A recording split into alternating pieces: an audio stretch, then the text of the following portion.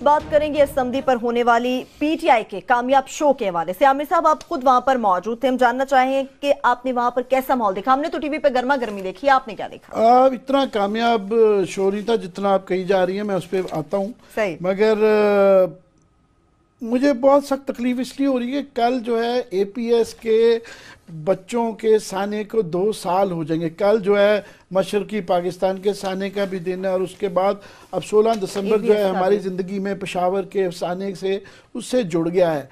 तो मैं सोच रहा था कि उन बच्चों ने जो, और ये कोयटा साने में बेचारे जो जिनकी जाने गई, जिसमें मेरे अपने दोस्त भी थे, बैरिस्टर कासिम थे और भी 2-4 थे, उनकी फैमिली जब ये पढ़ रही होंगी तो उनको क्या तकलीफ, उनसे क्या, किस दर्द से गुजर रहे होंगे कि उसका किसी को असर नहीं हुआ। उनकी अमवात शहादतें वो ज़ाया गई और यहाँ किसी को फ़र्क नहीं पड़ रहा, कुछ टस से मस नहीं हो रहा। ये इमेजिन करें उनके पॉइंट ऑफ व्यू से सोचने के कि वो पढ़ रहे होंगे, जिनके लवाहिकीन जो पढ़ रहे होंगे, उनके दिल पे क्या गुजर रही होगी। बाकी मैं आज इस नेशनल असेंबली जो है इस उम्मीद में गया हुआ था, मेरा ख्याल था कि जो सलमान भट्ट साहब ने अदालत के अंदर जो बयान दिया कि वज़ीर आज़म की जो पार्लियामेंट के अंदर स्पीचें हैं वो सियासी तकरीरें थी, जिससे मुराद वो ये कहना चाह रहे थे कि उन पर एतबार न करें, वो बस ऐसी ही थी, वो झूठ था या जो भी था वो ऐसे थी, उसको सीरियसली ना लें। तो मैं सोच रहा था कि जवाब आना चाहिए। ठीक है, ये अलग बहस है कि प्रिविलेज मोशन बनता है या नहीं बनता, मैं गवर्नमेंट को जवाब, मैं वो जवाब सुनने गया था, तो जवाब जो है ना वो बड़ा मज़ा खेज आया। पहली बात तो ये कि मैं सोच रहा था कि शायद प्राइम मिनिस्टर को ये देना चाहिए, ये nobody less than prime minister should explain it. बिल्कुल दिया ख्वाजा साद रफीक ने, और बड़ा मज़ेदार था।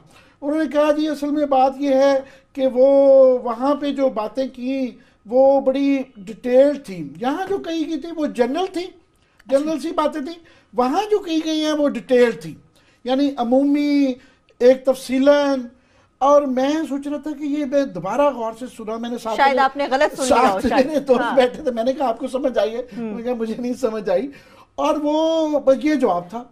अब ये कितना मजाक का खेज जवाब था कि उस पर हंसा ही सिर्फ जाया जा सकता, मगर मेरा वहाँ यकीन करे रोने को दिल कर रहा था, और उससे ज़्यादा रोने को दिल कर रहा था, आप कह रही पीटीआई के दिया कि वो उस पर क़यामत आ जानी चाहिए थी पीटीआई के को। मैं सोच रहा था इसके बाद ये शोर मचाएंगे कि ये क्या जवाब है, वो कैपिटलाइज नहीं कर सके। वो अपना बस और आज रहे। स्टार्ट बड़ा अच्छा लिया था शाहमूद कुरैशी साहब ने कि उन्होंने जो है स्पीकर साहब जो कि कल संभाली नहीं जा रहे थे और उनका एक अजीब माहौल था, तो आज थोड़ा सा वो ज़मीन पे आए हुए थे, तो आज उनको नज़र आ रहा था वो है, तो उन्होंने इजाज़त दे दी। तो शाहमूद कुरैशी ने अच्छा किया ये कह के कि उनको स्पीकर कहने की बजाय अयाज सादिक का, जनाब अयाज सादिक साहब, ये बड़ी अच्छी स्मार्ट मूव थी कि आप एक छोटे से जुमले से बड़े सटल तरीके से आप एक प्रोटेस्ट भी कर रहे हैं, बेइज्जती भी कर रहे हैं, और कोई गाली गलूच भी नहीं हो रहा। सो बड़ी अच्छी मूव थी। मेरा ख्याल था शायद इसको कैरी ऑन करते कि सारे पीटीआई के लोग याद सादिक कहना शुरू कर देते तो ये काफ़ी था, और जब तक करते रहते जब तक उनकी तसल्ली ना होती। स्टार्ट अच्छा लिया मगर फिर वो ना उसको कैरी नहीं कर सके, और मैं समझता हूँ बाद में पीटीआई जनरली कैरी नहीं कर सकी उस चीज़ को कि उनके यहाँ एक, मुझे लगता है कैपेसिटी का इशू है। जब ये ठीक है नए लोग ले आए हैं, बड़े अच्छे हैं, उसमें से काफ़ी लोग पढ़े लिखे लोग भी हैं, अलवी साहब हैं, असद साहब हैं, शफकत साहब हैं, वो हैं मुराद वगैरह, और जो है ना वो यंग टैलेंट भी ऐड कर दिया है। मगर यहाँ पे जो है ना ये जो खाजगान हैं जो नून लीग के, मैं जिक्र कर चुका हूँ कि मैं श्रीनगर गया तो वहाँ मुझे वो तमाम लोगों ने पूछा, उन्होंने कहा यार आप क्या ये ख्वाजा होते हैं, ये कौन लोग हैं, हमारे कश्मीर में तो कोई नहीं है, यहाँ तो जैसे आपको कहा जाता है कि जनाब रऊफ क्लासरा, इस तरह ख्वाजा होता है कि मिस्टर, तो ये अपने आप को मिस्टर साद रफीक, मिस्टर ख्वाजा कहते हैं। अच्छा। ये कौन लोग हैं? मैं कह जी मैं तो आया था, हमें भी समझ नहीं लगती कि आपसे पूछने कि ये कौन है, तो वो उनको हैंडल करने के लिए या तो शेख रशीद किया जा सकता है या कुछ और शेख रशीद टाइप लोगों को लाना पड़ेगा, वरना काम नहीं चलता। तो हालांकि मैं समझता हूँ साद रफीक साहब ने जो आज एक्सप्लेनेशन दी थी उसके ऊपर टेक ऑन किसी को करना चाहिए था, उसको पकड़ना चाहिए था, उनसे पकड़ाई नहीं हुई, बिल्कुल भी नहीं हो सकी। दूसरा मेरा ख्याल है कि इमरान खान साहब को खुद आना पड़ेगा। ये जो तकरीर जो है ना उनको अब आ गई है, और उनका जो थंडर है, और जो पार्लियामेंट में खास तौर पे बाहर की दफा रेपिटेटिव हो जाते हैं, बाहर रेपिटेटिव हो जाते हैं बहुत ज्यादा। मगर लेटली 2-3 उन्होंने जो आखिरी पार्लियामान के अंदर जो नेशनल असेंबली में तकरीरें की हैं वो बहुत अच्छी की हैं। उनको खुद आना पड़ेगा और प्राइम मिनिस्टर से पूछना चाहिए, और मेरी अपनी जाती ख्वाहिश है कि प्राइम मिनिस्टर को खुद एक्सप्लेन करना चाहिए, वरना ये पार्लियामेंट्री प्रोसीडिंग्स की कोई वक़्त नहीं रहेगी, कोई वैल्यू नहीं रहेगी। जब आप ये कह दें कि ये सियासी तकरीरें हैं, ये बहुत बड़ा मसला है, इसको प्राइम मिनिस्टर को खुद एक्सप्लेन करना चाहिए, और मेरा सिर्फ इमरान खान जवाब ले सकते हैं। चलें, वो शायद इसी बात पर इंतजार कर रहे हो कि वज़ीर आज़म आएंगे, सेनेट के हवाले से क्लास अब बात करेंगे, लेकिन इस पे भी आपका पॉइंट ऑफ व्यू लेना बड़ा जरूरी है। आप भी समझते हैं कि मैं गलत कह रही हूँ कि पीटीआई का शो कामयाब नहीं था, और आमिर साहब जो बात करें कि पीटीआई में कैपेसिटी इशू है, एग्री करेंगे आप? तो मैं उस पर थोड़ा सा बात करता हूँ, स्पीकर पे आता हूँ मैं भी। अगर आपने यही कुछ करना था तो कल आपको नवाज शरीफ साहब के पूरे खानदान के खिलाफ नारे लगवाने जरूरी थे, कोई पुराने बदले नवाज शरीफ साहब से लेने थे स्पीकर साहब ने, लिहाजा कल उन्होंने तमाशा करवाया, कल नारे करवाए, लाइव पूरी कौम को सुनाए, बिल्कुल वो सारे के सारे सुने, गली गली में शोर वगैरह वाला सारे सुना के 40-50 मिनट का करके आज बिल्कुल अच्छे बच्चे की तरह, लाइक गुड एक किड, आज उन्होंने बड़े अच्छे तरीके से मुहज्जब डिसेंट, बहुत अच्छे जी, कुरैशी साहब, महर साहब, खान साहब, मलिक साहब, फलां साहब, ये साहब कल संभाले नहीं जा रहे थे आपके सामने। सो स्पीकर साहब आप दूसरी दफा स्पीकर बने हैं, वो हजूर थोड़ा सा आपको पता होना चाहिए कि स्टीम है निकलने दें, जो बाद में बार बार कहते रहे तो स्टीम नहीं निकलने देंगे तो प्रेशर कुकर फटेगा। कल फटा है वहां पे आपका प्रेशर कुकर, आपने खुद को अपने आप को वो करवाया है वहां पे। आज आखिर आपने 100 प्याज खा लिए, आपने कहा जी अब आए और तकरीरें करें आप, तो यही तकरीर करने से शाहमूद कुरैशी साहब जो है वो सॉफ्ट आदमी है, क़यामत तो नहीं आ गई ना, बिल्कुल, तो कुछ नहीं हुआ ना। शाहमूद कुरैशी साहब जो है मैं अभी भी समझता हूँ बहुत सारा टाइम आखिर में शुक्रिया अदा कर रहे थे कि आपने मेरे चंद के अल्फाज किए, घूम फिर के शराफिया के आपस में रिश्तेदारियां निकल जाती। शाहमूद कुरैशी कभी नहीं खेल, वो कभी एक्सट्रीम पे नहीं जाके खेलता, वो कोई शाहिद अफरीदी की तरह नहीं खेलता, वो जेफरी बेकॉट, सुनील गावस्कर की तरह खेलते हैं लंबी इनिंग्स, कि क्या पता कल को नवाज लीग में लैंड करना पड़ जाए उनको। लेकिन जो बात आप कह रहे हैं, मेरा ये ख्याल है कि पीटीआई जो है ना अब ड्राइविंग सीट में आ गई है। और आज मेरे साथ बैठे थे हमारे दोस्त हैं रहमान अजहर हैं, उसके आज टीवी के वो हैं, तो वो भी उसने बड़ी अच्छी बात की रहमान ने। उन्होंने कहा जनाब अब आप देखें कि पहले बोरिंग सा लगता था हाउस में, ओ वहाँ वो पीपल्स पार्टी बैठी है, वही डेड वुड्स, डेड तकरीरें, मिल मिलाप, एक हद तक तकरीर की, बैठ गए, मिल गए।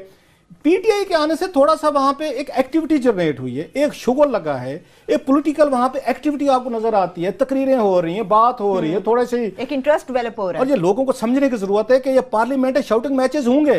ये कहते हैं ना कि ये ऐवान जो है मछली बाजार बन गया, वो गलत कहते हैं। ऐवान में ही तकरीरें होती हैं, कानून भी चलते रहते हैं बाद में साथ साथ। सो पीटीआई ने इंटरेस्ट पैदा कर लिया, और मैं ये समझता हूं कि इन्होंने पीपल्स पार्टी के हाथ से ड्राइविंग सीट जो है ना वो कल से ड्राइविंग सीट पे पीटीआई बैठ गई है। अब देखना यह है जो बात आमिर कह रहा है कि इस मोमेंटम को सस्टेन करते हैं, इसके बाद इमरान खान को आके इससे ये टेक ओवर कर लेना चाहिए ना। तो शाहमूद कुरैशी साहब जो हैं हमारे मुल्तानी पीर हैं, जागते रहना, साढ़े रहना। बिल्कुल सही कह रहे हैं। अभी ब्रेक लेनी होगी मुझे, एक छोटी सी ब्रेक लेंगे, वापस आएंगे, सेनेट के हवाले से भी बात करेंगे कि क्या वाकई तहरीक इंसाफ और पीपल्स पार्टी का सेनेट के अंदर मुकमुका हो चुका है, इसके पीछे आखिर मामला क्या, कहानी क्या, आपके साथ शेयर करेंगे। हमारे साथ रहिए। ब्रेक के बाद एक बार फिर से प्रोग्राम में हम आपको खुशामदीद कहेंगे, सेनेट के हवाले से बात करेंगे, लेकिन अभी आपको बताएं कि तहरीक इंसाफ के सेनेटर शिबली फराज साहब इस वक्त टेलीफोन लाइन पर हमारे साथ मौजूद है। सर, आपको प्रोग्राम में हम खुशामदीद कहेंगे, सेनेट की बात करने जा रहे हैं। क्लास साहब, आप खुद भी वहां पर मौजूद थे, ये मुकमुका की क्या कहानी है, जरा वो तो शेयर करें। शिबली फराज साहब, बहुत शुक्रिया आपका। सर, एक मोशन मूव की है यहाँ पे पीपल्स पार्टी ने और तहरीक इंसाफ ने जॉइंट्स यहाँ पे सेनेट में, उसका उन्वान है डिस्कशन ऑन पॉलिटिकल प्रिजनर्स। ये आज के एजेंडे में थी, कल शायद मेरा ख्याल डिस्कशन का टेकअप की जाएगी। इसमें जो उसमें नाम है सर, उसमें आपका भी है शिबली फराज साहब, इसके बाद आपके नुमान वजीर खटक साहब हैं, उनका भी है, मोहम्मद आजम खान सवाती साहब का भी है, आप भी शामिल हैं जिन्होंने इस पर साइन किए हैं।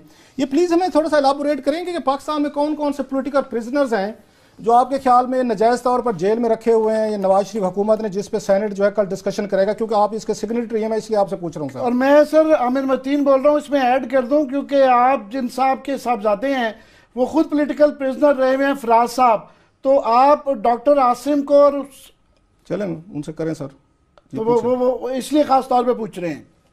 जी जी जी, शुक्रिया आमिर और रऊफ, बहुत बहुत शुक्रिया। बात यह है कि ये एक ऐसा इशू है जिसपे कि मैंने बड़ा कैटेगोरिकली ये पीपल्स पार्टी ने एक रिक्वेजिशन किया था इजलास, जिसमें उनके 4 पॉइंट थे, जो कि इनमें से एक ये भी था कि पॉलिटिकल प्रिजनर्स और डॉक्टर आसिम के हवाले से। तो मैंने बिल्कुल रिफ्यूज कर दिया उनको। ताज हैदर साहब को मैंने कहा, वो चूंकि इसको वो कर रहे थे, परसू कर रहे थे, उनको मैंने कहा कि ये हम बिल्कुल नहीं मानेंगे, आप इसको हटाएं, और अगर आप हटाएंगे तो हम साइन करेंगे। उन्होंने हटा दिया उसको, डॉक्टर आसिम के। और ये उसका मैं खुद मैं जानता हूं कि इस वक्त हमारे मुल्क में बड़े मसाइल हैं, लेकिन पॉलिटिकल प्रिजनर कोई नहीं है। अगर कोई ये समझता है, अगर ये समझता तो सर है, ये मेरे पास शिबली भाई, मेरे पास ये साइन करदा सेनेट का, अगर हमारे प्रोड्यूसर साहब शो कर सकें वो रेलिवेंट, इसमें तो पीटीआई के 2-3 लोगों के नाम हैं। ये सरकार का एजेंडा था, आज आपका भी है, उसमें लिखा हुआ डिस्कशन ऑफ पॉलिटिकल प्रिजनर्स, तो आप तो इसमें शामिल हैं। आपने आज आपके वो बैठे हुए थे, नुमान वजीर साहब भी थे, बाकी लोग भी थे, आप तो शायद नहीं आ सके किसी वजह से, तो किसी ने डिनाई नहीं किया इसको कि हम इसमें नहीं है। That's a very dangerous and deadly कि आप लोग जो हैं, आप डॉक्टर आसिम को पॉलिटिकल प्रिजनर समझते हैं। ये सवाल ही नहीं पैदा होता जी, सवाल ही नहीं पैदा होता। ये जो थे, मैं ये समझूंगा कि इसमें मैं ऑन रिकॉर्ड कर रहा हूँ। और दूसरी बात ये कि मैं सेनेट में आज था। वो जो है, इसमें हमने बड़ा क्लियरली कहा हुआ है कि हम डॉक्टर आसिम को बिल्कुल पॉलिटिकल प्रिजनर नहीं मानते हैं, और ना इस पर्टिकुलर क्लॉज को पॉलिटिकल प्रिजनर्स की जो नंबर 4 था, इनकी रिक्वेजिशन एजेंडा अगर आप देखें, उसमें 4 थे, और उसमें आखिरी जो था वो ये वाला पॉइंट। तो सर आप इसका क्या करेंगे? कल आप वहां पे ताज हैदर साहब के खिलाफ प्रिविलेज मोशन पेश करेंगे जनाब के मैंने मना किया था, हम इसमें शामिल नहीं थे, और ताज हैदर साहब ने अपनी मर्जी का नाम डाल के आप लोगों का वो एजेंडे पे ले आए, तो क्या करेंगे आप? इसके बाद कल प्रिविलेज मोशन आप मूव करेंगे? बिल्कुल हम यही करेंगे। हमने ये, मेरे सिर्फ ये 8-10 और भी गवाह थे सेनेटर, जिसमें जब ये मेरे पास लाया गया, मैंने एब्सोल्युटली रिफ्यूज कर दिया। और ताज हैदर साहब ने मुझे फोन किया, मैंने उन्हें फोन पे भी कहा कि जी मेरा कोई भी पार्टी का अगर साइन भी करे, मैं साइन नहीं करूंगा। बहुत बड़ा ब्रीच है। आप शिबली साहब, हम यकीन रखते हैं आप ठीक कह रहे हैं, लेकिन ये बहुत बड़ा ब्रीच है कि आप एक मेंबर के तौर पर आप मना कर रहे हैं कि मेरा नाम नहीं देना रेजोल्यूशन में। वो बकायदा हाउस में आती है, एजेंडे पे है, आपका नाम है, पार्टी का नाम है। It's a big breach. ये तो नवाज शरीफ साहब पे इल्जाम जो पीपल्स पार्टी लगा रही है कि कौमी असेंबली में उन्होंने ब्रीच कर दिया झूठ बोल के, ये तो पीपल्स पार्टी ने उससे बड़ा ब्रीच कर दिया। अगर आपको आपकी बात अगर सच्ची है, जो कि सच्ची होगी, कि आपने उन्हें अपना नाम दिया नहीं, उन्होंने आपका नाम दे दिया इसमें। सर फोन करके आप ताज हैदर साहब को इस वक्त फोन पे लेके उनसे पूछे, उस वक्त मेरे साथ बड़ा स्कैंडल है। It's a big scandal, it's a big parliamentary scandal. भी बैठे हुए थे, वो एमक्यूएम की जो वो है खातून, 2 खातून सेनेटर्स वो भी थी, जिसमें मैंने उनसे टेलीफोन पे, उनके सेक्रेटरी ने मुझे मिलाया, और मैंने उनसे कहा कि जी नंबर 4 को आपको हटाना पड़ेगा, वरना इसमें हम शामिल नहीं है। बाकी 3 पॉइंट से हम आपके एग्री करते हैं। लास्टली सर, लास्टली, अच्छा वो आपका वर्जन आ गया, आज आप सेनेट में मौजूद थे, ये एजेंडा आपके पास भी डिस्ट्रीब्यूट हुआ है, आपने भी पढ़ा होगा, आपने अपना नाम नहीं पढ़ा इस रेजोल्यूशन में? आज खड़े होकर एहतजाज करते, अपना नाम डिलीट कराते, यू वर देयर। जी बिल्कुल, ये आप ठीक कह रहे हैं। मैंने उनसे बात की है, वो ताज हैदर साहब आज वो उस वक्त निकले हुए थे, और उन्होंने अपने जो बुनियादी वो लॉबिंग कर रहे थे अपने। आप चेयरमैन रजा रब्बानी साहब के नोटिस में लेके आते ना कि सर मेरा नाम गलत लिखा गया है, पीटीआई के लोगों को यहाँ पे इस्तेमाल किया गया है, हम डॉक्टर आसिम को प्रिजनर नहीं मानते, या आपको तो उससे रोला डालना चाहिए था। सर वहाँ रजा रब्बानी साहब बड़े अच्छे पार्लियामेंटेरियन हैं, चेयरमैन है। सुबह के वक्त, सुबह जब हम जाएंगे तो हमारा पहला यही है कि 10:30 बजे सेशन है, तो हम पहले जो एडवाइजरी कमेटी की मीटिंग होती है उसमें हम ये उठाएंगे। बहुत शुक्रिया सर आपका, thank you very much sir, thank you for the comments. Thank you so much. जी आमिर साहब, अगर कोई 7 मिनट आखिर पे मुझे देना आपने। नहीं, मैं तो आपसे यहाँ कह रहा था कि आप नवाज शरीफ साहब को रो रहे थे वहाँ पे कि वहाँ जो वो ये पीपल्स पार्टी का काम देखें। नहीं, वो जो है हंसी मुझे इस बात पे आ रही थी कि वो मेरा ख्याल है शायद वहाँ नहीं थे। उन्होंने कहा जी मैं वहाँ भी था भी, और मैंने ये पढ़ा भी, और वो उसूली तौर पे यहाँ रिकॉर्ड पे नहीं लाना चाहिए था एज सेनेटर, उनको ये हाउस के अंदर रिकॉर्ड पे लाना चाहिए था। हमारे पास रिकॉर्ड पे लाने का कोई मतलब नहीं है, इसकी कोई वैल्यू नहीं है, हाउस के अंदर है। दूसरा, मैं वो आप कल मुझे छेड़ रहे थे एतजाज हसन साहब के हवाले से कि वो इसको लीड करेंगे, उनका नाम है तो मैं उस वजह से हंस रहा था। सैल्यूट तो मारने पहले। एक एतजाज हसन साहब को सलूट बनता है आपका, आपने कहा अगर उनका नाम हुआ इस पे डॉक्टर आसिम पे मैं सलूट करूंगा साहब खुद, मैं अभी कल क्योंकि उनकी तकरीर होनी है, देखना चाहूंगा कि वो इसको बड़ी दिलेरी से करते हैं या चूंकि चनाचे करते हैं, शर्मिंदा करते हैं, डरते डरते करते हैं, या नहीं। ये कल हो सकता है वो भी कहे कि मेरा नाम ऐसे ही डाला गया है। चले कल देखते हैं फिर कि किसका नाम किस तरह से डाला गया। क्लास अब हमारे पास सिर्फ 2 मिनट रह गए। मैं चाह रही हूँ कि ISPR से मुतालिक अगर आपको बात करना चाहिए। ISPR में चेंजेस हुई हैं, मैं इसलिए उसको थोड़ा सा हम उस पर डिस्कशन करना चाहते हैं। नए जो ये ISPR के वो आए हैं, एक बड़ी उस पर ये भी बात हो रही थी, DG साहब जो हैं, मेजर जनरल आसिफ गफूर साहब हैं, उनकी बड़ी तारीफ सुनी जा रही है, उनका बड़ा क्रेडेंशियल्स बड़े जबरदस्त हैं।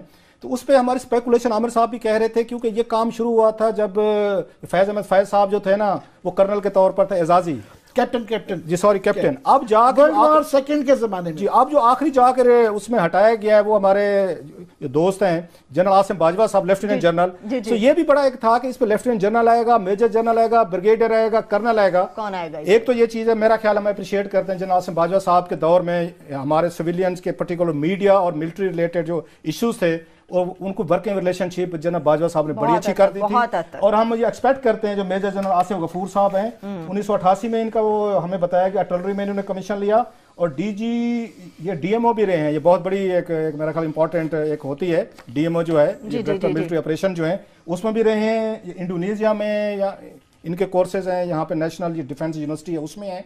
तो इनकी भी एक तरह की प्रोफेशनलिज्म की, और इनकी मैं बाकी इंटरेस्टेड बड़ा हूँ ये देखने में कि ये ट्वीट्स के जरिए ISPR चलाएंगे। चले देखते हैं कि किस हद तक जो ताल्लुकात बहाल रहे हैं वो उसी तरह से रहते हैं। इसके साथ ही प्रोग्राम अपने इख्तिताम को पहुंचता है। अपना बहुत सा ख्याल रखिएगा। दिल कर रहा था, आप कह रही PTI के दिया कि वो उस पर क़यामत आ जानी चाहिए थी। PTI के को मैं सोच रहा था इसके बाद ये शोर मचाएंगे कि ये क्या जवाब है, वो उनको वो कैपिटलाइज नहीं कर सके। वो अपना बस और आज स्टार्ट बड़ा अच्छा लिया था शाहमूद कुरैशी साहब ने कि उन्होंने जो है स्पीकर साहब जो कि कल संभाली नहीं जा रहे थे और उनका एक अजीब माहौल था, तो आज थोड़ा सा वो जमीन पे आए हुए थे, तो आज उनको नजर आ रहा था वो है, तो उन्होंने इजाजत दे दी।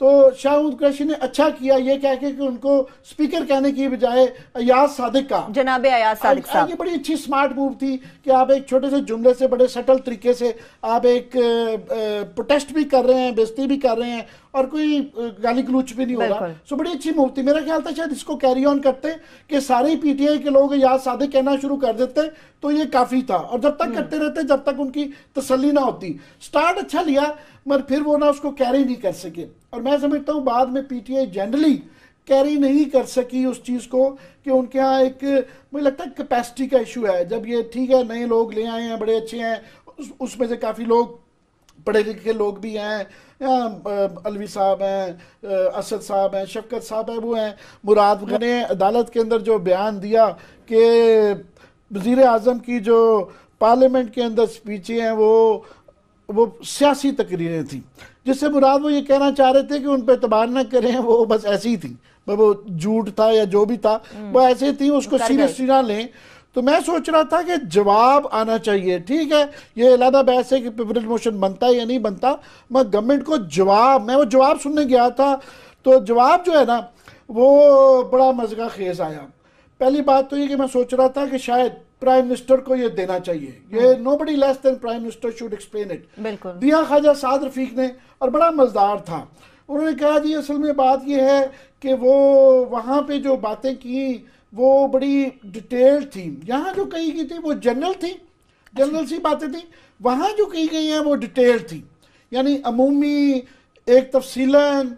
और मैं सोच रहा था कि ये मैं दोबारा गौर से सुना, मैंने साथ शायद आपने गलत सुन लिया हो, मेरे दोस्त बैठे थे, मैंने कहा आपको समझ आई है, मुझे नहीं समझ आई, और वो ये जवाब था। अब ये कितना मजाक का खेज जवाब था कि उसमें हंसा ही सिर्फ जाया जा सकता, मगर मेरा वहाँ यकीन करे रोने को दिल कर रहा था, और उससे ज्यादा रोने को जो है ना वो यंग टैलेंट भी ऐड कर दिया है। मगर यहाँ पे जो है ना ये जो खाजगान है जो नून लीग के, मैं जिक्र कर चुका हूँ कि मैं श्रीनगर गया तो वहाँ मुझे वो तमाम लोगों ने पूछा, उन्होंने कहा यार आप क्या ये ख्वाजा होते हैं, ये कौन लोग हैं, हमारे कश्मीर में तो कोई नहीं है, यहाँ तो जैसे आपको कहा जाता है कि जनाब रऊफ क्लासरा, इस तरह ख्वाजा होता है कि मिस्टर, तो ये अपने आप को मिस्टर साद रफीक मिस्टर ख्वाजा कहते हैं। अच्छा। ये कौन लोग हैं? मैं कहा जी मैं तो आया था, हमें भी समझ नहीं लगती कि आपसे पूछने कि ये कौन है। तो वो उनको हैंडल करने के लिए या तो शेख रशीद किया जा सकता है या कुछ और शेख रशीद टाइप लोगों को लाना पड़ेगा, वरना काम नहीं चलता।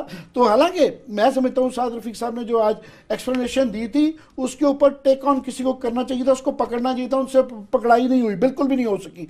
दूसरा मेरा ख्याल है कि इमरान खान साहब को खुद आना पड़ेगा। ये जो तकरीर जो है ना उनको अब आ गई है, और उनका जो थंडर है, और जो पार्लियामेंट में खास तौर पे बाहर की दफा रेपिटेटिव हो जाते हैं, बाहर रेपिटेटिव हो जाते हैं बहुत ज़्यादा। मगर लेटली 2-3 उन्होंने जो आखिरी पार्लियामान के अंदर जो नेशनल असेंबली में तकरीरें की हैं वो बहुत अच्छी की हैं। उनको खुद आना पड़ेगा और प्राइम मिनिस्टर से पूछना चाहिए, और मेरी अपनी जाती ख्वाहिश है कि प्राइम मिनिस्टर को खुद एक्सप्लेन करना चाहिए, वरना ये पार्लियामेंट्री प्रोसीडिंग्स की कोई वक़्त नहीं रहेगी, कोई वैल्यू नहीं रहेगी। जब आप ये कह दें कि ये सियासी तकरीरें हैं, ये बहुत बड़ा मसला है, इसको प्राइम मिनिस्टर को खुद एक्सप्लेन करना चाहिए, और मेरा सिर्फ इमरान खान जवाब ले सकते हैं। चलें वो शायद इसी बात पर इंतजार कर रहे हो कि वज़ीर आज़म आएंगे, सेनेट के हवाले से क्लास अब बात करेंगे, लेकिन इस पे भी आपका पॉइंट ऑफ व्यू लेना बड़ा जरूरी है।